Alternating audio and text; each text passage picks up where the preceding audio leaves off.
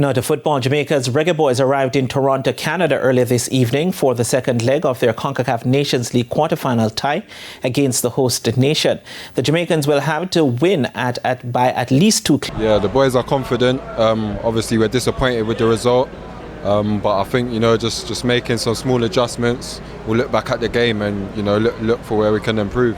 Look back at the film and see where we can improve in that area. Obviously, over the 90 minutes, there's going to be some chances we concede.